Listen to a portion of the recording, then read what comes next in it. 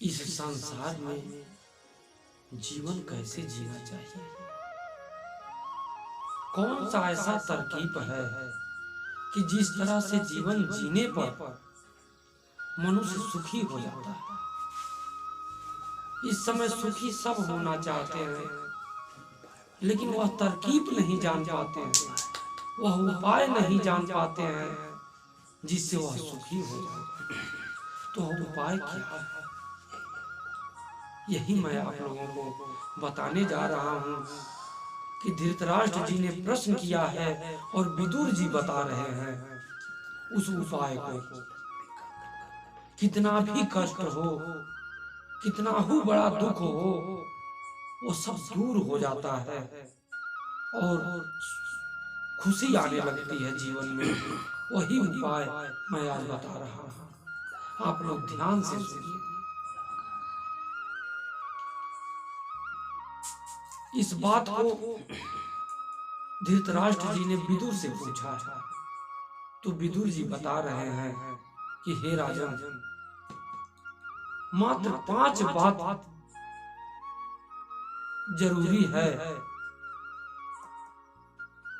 यदि 5 बातों का जो ध्यान दिया, उसके जीवन में खुशहाली आती है, वह सुखी होने लगता है। वो 5 बात क्या है, वह मैं बताने जा रहा हूं। विदुर जी बता रहे हैं कि नंबर 1 आपा तजय, हरि भजय, नख सिख तजय विकार। सब जीवन से रहित रहकर, सब जीवन से निर्भय रहकर साधु मथा है सार, साधु मथा है सार।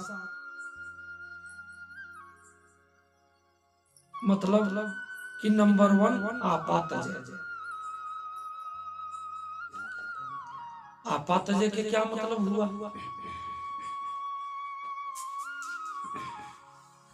जो भी लोग घर की जिम्मेदारियां उठा रहे हैं, तो 2 तरह से जिम्मेदारियां उठाते हैं। एक तो उठाते हैं बोझा समझकर, सोचते हैं इतना बोझा हमारे पर पड़ा है, और एक उठाते हैं पूजा समझकर। लेकिन जो मनुष्य बोझा समझ करके कार्य करता है, वह कार्य जल्दी पूरा भी नहीं हो पाता है, वह कार्य कठिन हो जाता है, उसमें परिश्रम भी ज्यादा लगता है और उस कार्य को करने में काफी तकलीफ होती है और अंत में सफलता भी नहीं मिल पाती। और वही जो लोग पूजा समझ करके करते हैं, तो वह कार्य आसान हो जाता है, उसमें परिश्रम नहीं करना पड़ता है और आप फूल की तरह खिले रहते हैं।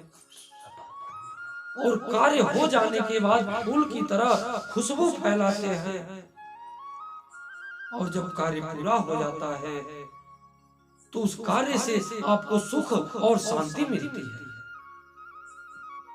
इसलिए कार्य को बोझा समझ के ना करें, पूजा समझ करके करें। क्योंकि जब हनुमान जी महाराज जब जा रहे हैं मां जानकी को पता लगाने के लिए, आप सभी कथा जानते हैं कि वनवास हुआ भगवान राम का, मां जानकी साथ में, लक्ष्मण भैया साथ में, लेकिन पंचवटी में रावण ने मां जानकी का हरण कर लिया और लंका लेकर चला। भगवान राम और लक्ष्मण खोज रहे थे, खोजते हुए सुग्रीव जी के पास जा रहे थे कि रास्ते में हनुमान जी मिले। हनुमान जी को लेकर गए। हनुमान जी को ये कार्य सौंपा गया कि मां जानकी को पता लगाना है। हनुमान अपने मित्रों को लेकर के और तुम पता लगाओ। हनुमान जी महाराज तमाम बंदर भालू को साथ में लेकर के और जा रहे हैं पता लगाने के लिए। समुद्र के तट पर पहुंचे लोग।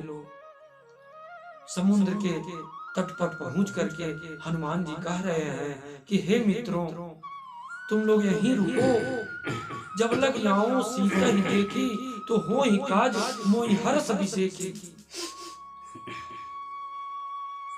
जब तक सीता जी का पता लगा करके मैं न आ जाऊं, यहीं आप लोग कंद मूल फल खा करके और समय बिताओ, और जब पता लगा करके आएंगे तो हम सब एक साथ खुशियां मनाएंगे। लेकिन बंदरों ने कहा, हनुमान जी के सभी मित्रों ने कहा कि हे हनुमान जी महाराज, ये कार्य तो आपको अकेले करना है। ये कार्य तो आप ही के बस का है। आप बलवानों के बलवान हो, आप वीर हनुमान हो, और हम लोग को तकलीफ देना चाहते हो। ये कार्य जब तुमको करना है तो हम लोग अपने स्थान को लौट जाते। और ये बहुत बड़ी दुर्गुण है कि मनुष्य भी बहुत जल्दी अपने घर को लौटना चाहता है, और अच्छी वीडियो यदि देखता है, सफलता वाला वीडियो देखता है, सुखी रहने वाला जीवन जब कोई बात बताने वाला रहता है, तो वीडियो जो है पूरा नहीं देख पाता है, और इसीलिए तो दुख झेलता रहता है, क्योंकि बात समझ नहीं पाता है।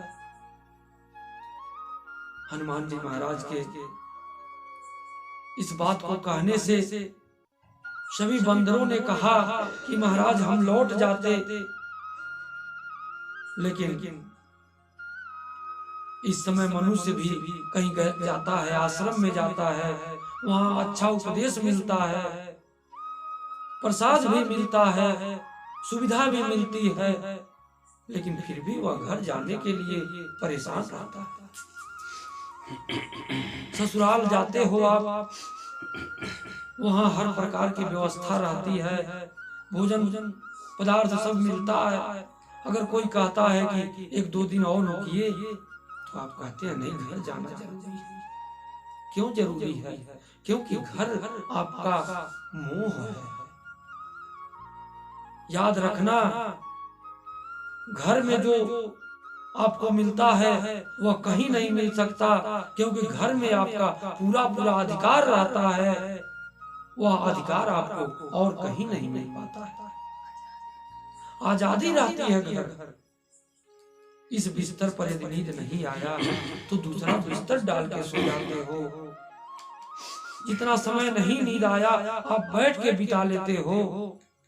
जब इच्छा होता है तो तुम भोजन करते हो, अपने व्यवस्था में रहते हो, लेकिन कहीं जाने पर उस व्यवस्था के हिसाब से रहना पड़ता है। इसलिए हम लोग घर जाने के लिए बहुत जल्दी परेशान रहते हैं।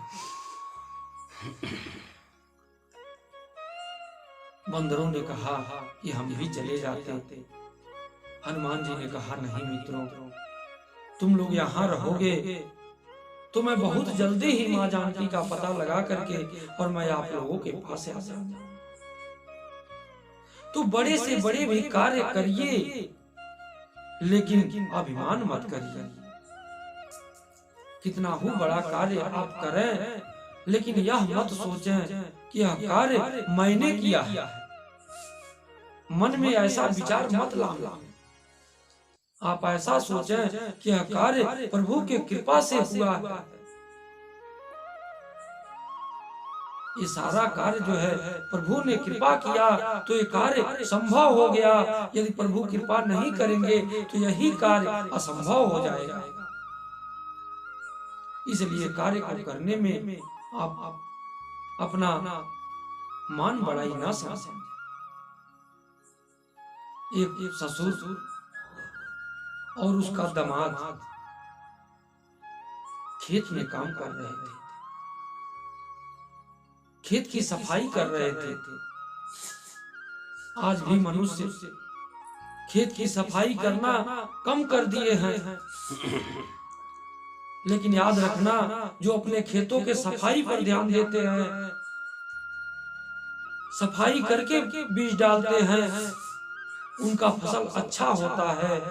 और जो सफाई नहीं करते हैं, जो खेती अच्छा नहीं करते हैं, उनका अच्छा फसल नहीं होता है।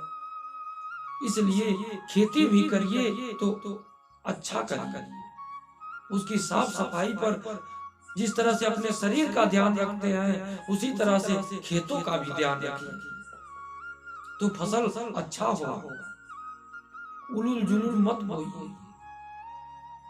उलूल जुलूल बो देने से, जैसे रहा वैसे बीज डाल देने से फसल अच्छा नहीं होता है। और याद रखना, जो खेती अच्छा नहीं करते हैं, उलूल जुलूल बो करके छोड़ देते हैं, तो कार्य करने के बाद भी खेती करते रहते हैं, लेकिन आने वाले समय में उनके यहाँ राशन की कमी होने लगती है और बाजार से खरीद कर खाना पड़ता है। इसलिए आप जो है खेती अच्छा करिए। महाराज ससुर और दामाद दोनों खेत में सफाई कर रहे थे। बगल से रास्ता था, एक राही जा रहा था। राही पावगाड़ी से था। पावगाड़ी तो आप लोग समझ ही रहे होंगे। साइकिल से जा रहा था। साइकिल लेकर जा रहा है और रोक कर पूछ रहा है। एक गांव का नाम रखा, कहा कि वह गांव कितना दूर है। तो ससुर बोल दिया कि देखो भाई, 4 कोस जाना पड़ेगा। जब 4 कोस सुना उसका दामाद, तो तुरंत बोल दिया कि नहीं भैया, 4 कोस नहीं है, वो तो 3 ही कोस है। ये हमारे ससुर जी नहीं जान रहे हैं। अब ससुर नाराज हुआ, कहा कि अरे मेरे बातों को काटता है। मैं बुजुर्ग हो गया और पूरा जानता हूं कि 4 कोस है और तू 3 कोस बता रहा है। दामाद कहा नहीं नहीं, मैं गया हूं, 3 ही कोस है। ससुर बोला फिर नहीं बात मानता, फिर मेरे बातों को तू दोहराता है और 3 कोस बताता है। जब मैं 4 कोस कह रहा हूं तो क्यों नहीं मान लेता। दामाद कहा मैं नहीं मानूंगा। तो ससुर कहा मानना पड़ेगा। अब दोनों में बात कही होने लगी। अब तो राही बोला कि भैया आप लोग क्यों लड़ते हो। अरे 3 कोस हो या 4 कोस हो, जाना हमें है, मैं चला जाऊंगा, आप लोग लड़ाई मत करिए। आज भी घरों में लोग फालतू में लड़ जाते हैं, बेवजह लड़ जाते हैं। लेकिन याद रखना, जिनके घर में बेवजह लड़ जाते हैं, उनके घर में सुख और शांति कभी नहीं मिल सकती। और जिनके घर में लड़ाई झगड़ा नहीं होता है, आपस में मिलजुल कर रहते हैं, तो उनके घर में सुख और शांति मिलती है। ताली भी बजाइए तो थोड़ा ठीक से बजाइए, क्योंकि आप लोगों के ताली पर मुझे याद आ गया किस गंदगी साफ करने के लिए जिस शहर में नाली न हो, वो शहर नहीं है। जिस शहर में गंदगी साफ करने के लिए नाली न हो, वो ट्रैक्टर नहीं है। जिसके पीछे सामान ढोने वाला टाली ना हो, और वह सभा नहीं है जिसमें जोरदार ताली ना हो। इसलिए जोरदार ताली बजाया। अब तो महाराज ससुर और दामाद दोनों लड़ रहे हैं। वो राही कह रहा है कि भैया मैं चला जाऊंगा, आप लोग न लड़िए बेवजह। लेकिन दामाद कहा कि जाने नहीं दूंगा तुझे जब तक फैसला नहीं हो जाएगा कि 3 कोस है या 4 कोस, तब तक तुम्हें जाने नहीं दूंगा। अब तो वो आदमी सोच रहा है कि बड़ा लफड़ा में मैं फंस गया। कहीं फंस जाते हैं लोग लफड़ा बेवजह। अब आप ही सोचिए कि वो पूछ रहा है कितना दूर है, अब उसको रोक दिया जा रहा है कि जब तक अब फैसला नहीं होगा तब तक तुम जा नहीं सकते। अब तो महाराज ससुर कुदार लेकर उठ गया, कहा कि तुम मेरे बातों को काटा है, और बात काटना ठीक तो नहीं होता, लेकिन यदि कोई बात काट रहा है तो समझना चाहिए कि क्यों काट रहा है। लेकिन दामाद पर वो कुदार लेकर उठ गया कि तू मेरे बातों को काटा है, मैं आज तुझे ही काट दूंगा। अब तो दामाद भागा हुआ है, दामाद भाग रहा है, ससुर पीछे पीछे कुदार लेकर दौड़ा रहा है। अब तो दामाद जैसे ही आगे दौड़ा महाराज कि उसकी पत्नी जो ससुर था उसकी लड़की भोजन बना करके और लेकर आ रही थी, पानी और भोजन लेकर के इन लोगों के लिए। लेकिन जब देखी कि मेरा पति भागते हुए जा रहा है तो उसने कहा अरे क्यों भाग रहे हो? उसने कहा अरे तेरा बाप दौड़ा रहा है इसलिए मैं भाग रहा हूं। कहीं बात तो क्या है बताओ? कहा कि बात तो तुम्हारा पिता ही बताएगा, अभी मैं बताने लगूंगा वो आकर काट देगा। वो तो भाग गया, लेकिन उसकी पत्नी जैसे ही आगे बढ़ी उसका पिता मिला, पिता दौड़ा रहा है कुदार लेकर के। कही अरे पिताजी थोड़ा रुक तो जाइए, पहले मेरी बात तो सुनिए, आखिर क्यों दौड़ा रहे हैं? उसके पिता ने कहा कि बेटी तू नहीं जानती है, ये मेरा लफंगू दामाद जो है मैं नहीं जानता था इतना मूर्ख है, आज मेरे बातों को काट दिया और मैंने 4 कोस कहा और उसने 3 कोस बता दिया। आज 1 कोस का फर्क इसमें अंतर मिल रहा है, अगर 2-4 डेग होता तो मैं नहीं दौड़ाता, 1 कोस का अंतर पड़ रहा है, आज मैं काट ही दूंगा। अब तो बेटी कही कि पिताजी थोड़ा रुक जाइए, मेरी बातों को सुन लीजिए। और बेटी ने क्या गजब का बात कहा, आप भी बातों को सुनेंगे तो आंखों से आंसू निकल जाएंगे। बेटी ने कहा पिताजी मैं भी जानती हूँ कि आप झूठ नहीं बोल सकते, 1 कोस का अंतर है, बहुत ज्यादा है, लेकिन बात ये नहीं है, 1 कोस का बात नहीं है, बात तो ये है कि आपने इतना धन दौलत लेकर के मेरा विवाह किया और इतना मेहनत से पाल पोस करके बड़ा किया, और मैं आपका इकलौती पुत्री हूँ, पूरा धन दौलत आपने हमारे नाम कर दिया। आज मेरा विनती यही है बाबूजी, मेरा सिर्फ एक ही निवेदन है पिताजी कि इतना आप दे दिए हैं तो 1 कोस आप ही और मान जाइए और छोड़ दीजिए। ससुर की आंखों से आंसू निकल गए।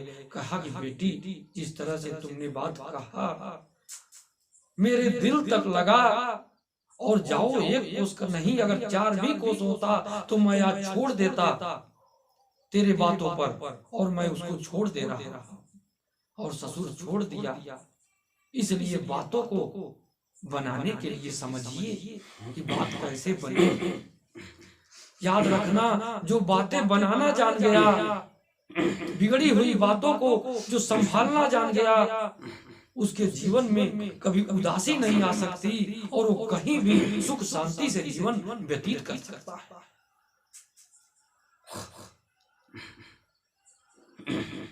आप हरि भजन, हरि का भजन बहुत नितांत जरूरी है।